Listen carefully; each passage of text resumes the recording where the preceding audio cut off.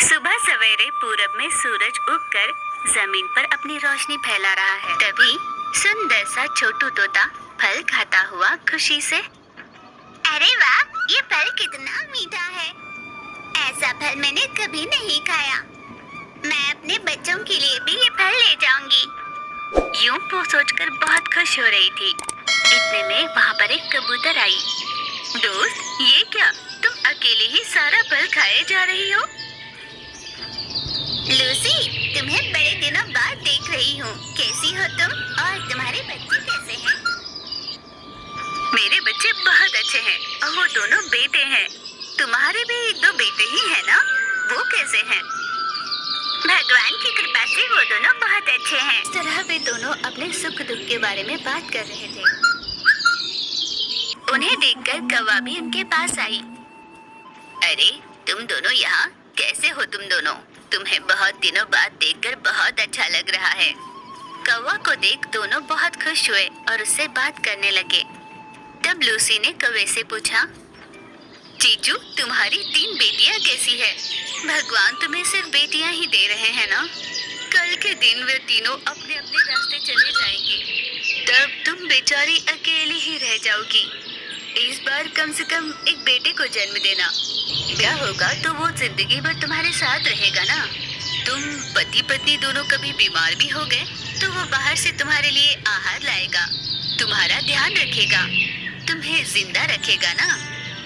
उनकी बातें सुन कौवा ने कहा, भगवान हमें इस बार बेटा देते तो अच्छा होता। ये कहकर दुखी होकर कौवा वहाँ से चली गई। तोता और कबूतर एक दूसरे की ओर देखते हुए कहने लगे, बेचारी, लगता है बुरा मान गई। कौवा वहाँ से सीधे अपने घोंसले पर पहुँची और अपने पति से कहने लगी, सुनिए जी, इस बार हमें ऐसे हम भगवान से प्रार्थना करते हैं। मेरी सारी सहेलियों को बेटे हैं, मुझे बहुत दुख होता है। तब पति कौवे ने कहा, तुम चिंता मत करो, इस बार हमें बेटा ही होगा। वैसे बेटा और बेटे में क्या फर्क है? वो हमारे बच्चे ही तो होंगे। हाँ, मैं जानती हूँ सब अपने बच्चे हैं, पर लड़के की बात अलग होती है। आप नहीं समझोगे। यूं गुस्से से कहने लगी। कौवे ने एक और अंडा दिया। इस बार किसी भी तरह बेटा ही हो, ऐसी प्रार्थना वो भगवान से करने लगी। हे भगवान, इस बार मेरी झोली एक बेटे से भर दे। अपने तीनों, अब तुम्हारा भाई आएगा, ऐसे उन तीनों से कहने लगी। वो तीनों भी अपने भाई के आने की खुशी में बहुत खुश हो रहे थे। अंडे से कौवा बाहर निकली, पर वो भी बेटी थी। बेटा ना होने पर मादा कौवा बहुत रोई। हाँ, ये क्या हुआ? फिर से बेटी हुई मुझे। मैंने किस जन्म में पाप किए थे? उस दिन से मादा कौवा अपने बच्चे पर ध्यान नहीं देती। सी कौवा रोते हुए बोली, माँ, तुम मेरे पास क्यों नहीं आती? दीदियों से तो इतना प्यार करती हो, मुझसे प्यार क्यों नहीं करती? मुझे बहुत भूख लगी है माँ। इन छोटे छोटे दानों को खाकर भूख मिटाना बहुत मुश्किल है। माँ, कुछ दो ना। वो रोते हुए अपनी माँ से कहने लगी। तब माँ ने कहा, मेरा सोना बच्चा, ना जाने किसका गुस्सा मैं तुम पे उतार रही थी। तुम चिंता मत करो, तुम्हारे दीदियों की इतनी उम्र है कि वो खुद अपना आहार ला सकते हैं। अब मैं तुम्हारे साथ ही रहूंगी। चलो, मैं तुम्हें बाहर की दुनिया बताती हूँ। अपने ऊपर उसे बिठाकर वो उड़ा कर उसे ले गई और दूर कहीं एक घोंसले में छोड़ दिया। बेटा, तुम यहीं रहो, मैं तुम्हारे लिए आहार का इंतजाम कराती हूँ। ठीक है माँ। उसके ऐसा कहने पर मादा कौवा वहाँ से उड़ चली और अपने घोंसले पर पहुँची। हाश, आज इससे पीछा छूटा। अभी मैंने उसे चील के घोंसले में छोड़ आया है। चील आएगी और उसे मार खा जाएगी। कम से कम अगली बार तो मुझे बेटा होगा तो अच्छा होगा। कौवे की नन्ही सी बेटी माँ की राह देखते हुए डरी डरी बैठी थी। शाम होने तक भी जब माँ नहीं लौटी तो वो घबराकर रोने लगी। माँ, मुझे यहाँ अकेला छोड़कर तुम कहाँ चली गई माँ? यहाँ अकेले बहुत डर लग रहा है माँ। यूं वो रोए जा रही थी। इतने में वृद्ध चील वहाँ पर आई। कौन हो तुम? मेरे घोंसले में क्या कर रही हो? कहाँ से आई हो? मेरी माँ मुझे यहाँ छोड़कर गई थी। मुझे बहुत भूख लगी है। ये कहकर वो रोने लगी।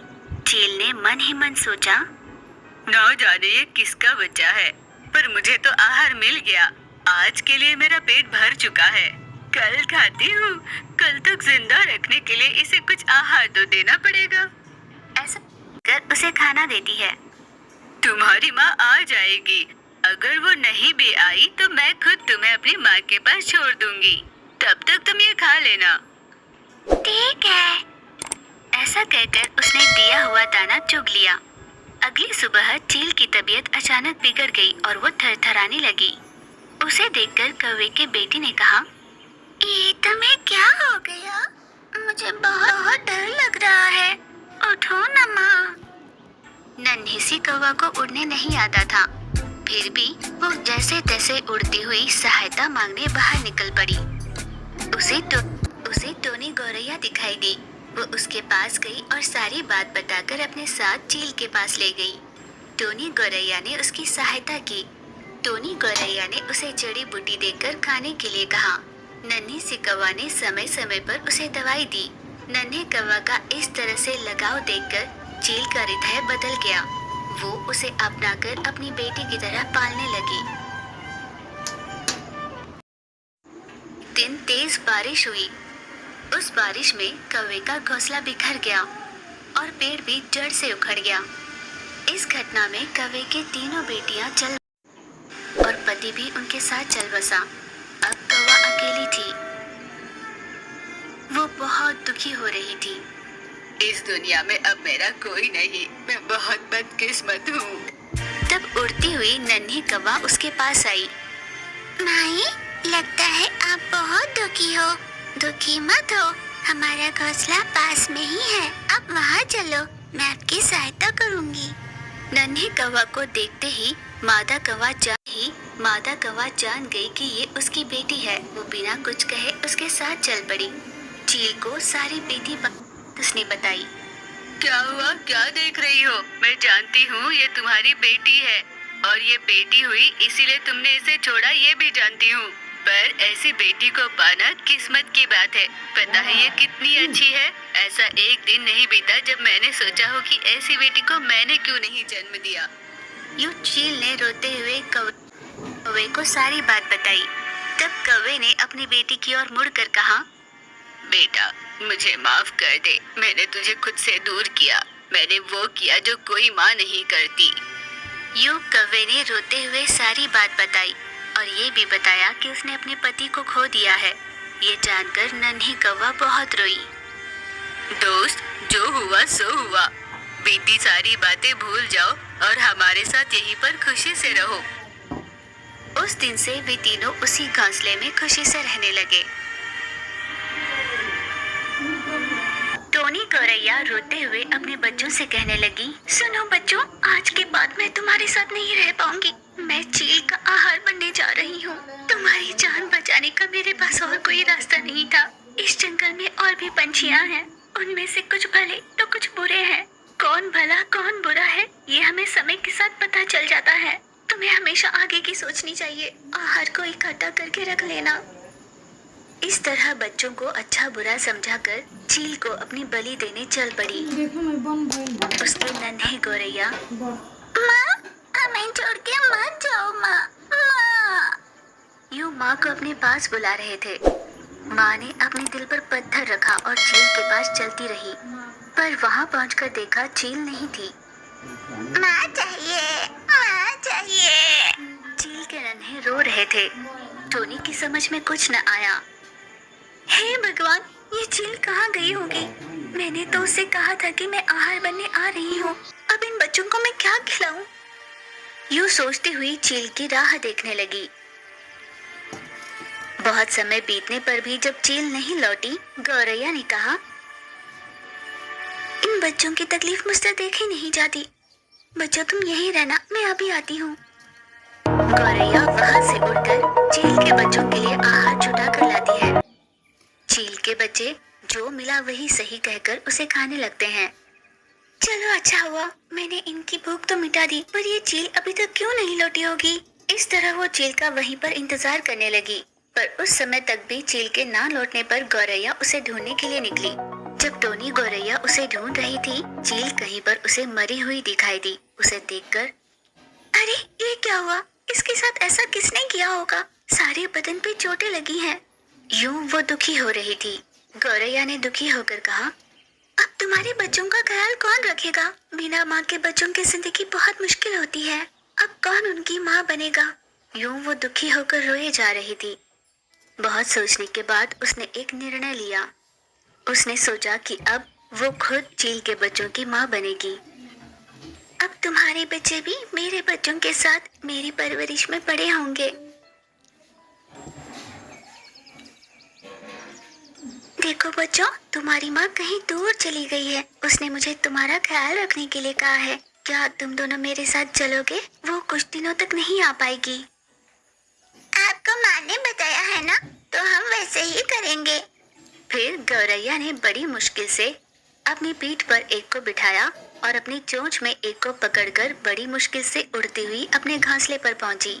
माँ को वापस लौटा देख गौरैया के बच्चे बहुत खुश हुए। माँ, तुम वापस आ गई माँ, तुम्हें देखकर बहुत अच्छा लग रहा है। वैसे माँ ये कौन है?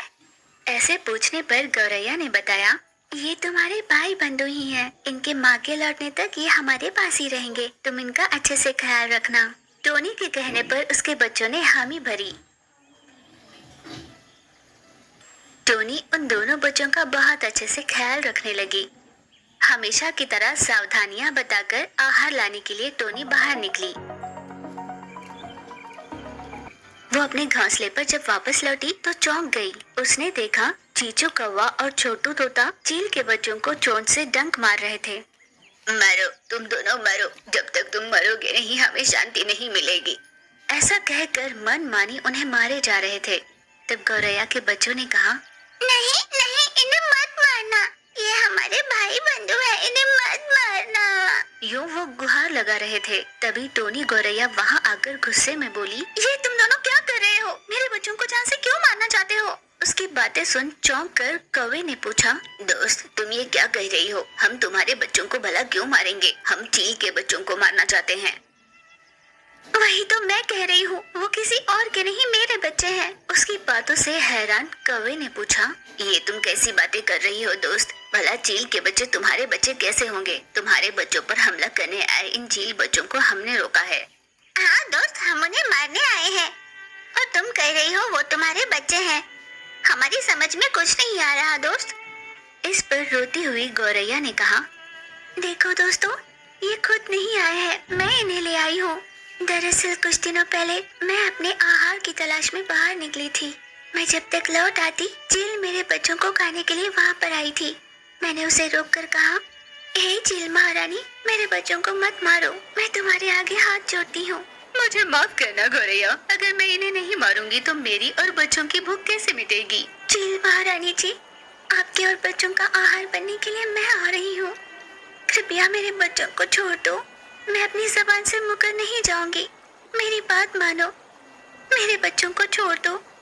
इस तरह रोक कर विनती करने पर, ठीक है, तुम्हारी बात पर भरोसा कर तुम्हें छोड़ रही हूँ। अगर तुम अपने बात से मुकर गई तो तुम्हारे साथ बच्चों को भी खत्म करूंगी। मैं जरूर आऊंगी। फिर मैंने बच्चों को सावधानियां बताई और चील के पास गई, पर वहाँ पर चील नहीं थी। ढूंढने पर पता चला वो मर चुकी थी। उसके बच्चे अनाथ हो चुके थे, इसलिए मैंने ही उनके बच्चों को खुद मेरे घोंसले पर ले आया था। इस तरह बीती सारी बात उसने दोस्तों को बताई। सच्चाई जानकर वो दुखी हुए। वैसे इन बच्चों को अपनी माँ से दूर करने का पाप भी हमें ही लगेगा। दरअसल चील लूसी के बच्चे को लेकर जा रही थी, तो हम तीनों ने ही मिलकर उस चील को डंक मार मार कर मार दिया था। पर बाद में हमें ये पता चला कि चील उन बच्चों को नहीं ले गई थी, बल्कि लूसी के बच्चे नए पंख आने पर उड़ने की कोशिश में बाहर निकले थे। तब हमारी समझ में आया कि हमने जल्दबाजी कर दी। अपने किए पर पछतावा होकर गौरैया और चील के बच्चों से वे दोनों माफी मांगी। सच्चाई जानकर चील के बच्चों को भी बहुत दुख हुआ। तभी तो दोस्तों, जल्दबाजी में कोई फैसला नहीं लेना चाहिए वरना अनर्थ हो जाता है। क्यों उनको गलती का एहसास कराया। वे दोनों माफी मांगकर वहाँ से उदास होकर निकल पड़े। अब उनकी माँ कभी लौट कर नहीं आएगी ये सोचकर चील के बच्चे दुखी हो रहे थे। बच्चों दुखी मत होना, मैं भी तो तुम्हारी माँ जैसी हूँ। ऐसा कहकर उन्हें प्यार से अपने गले लगाती है। माँ का प्यार खोए चील के बच्चों की गौरैया माँ बन चुकी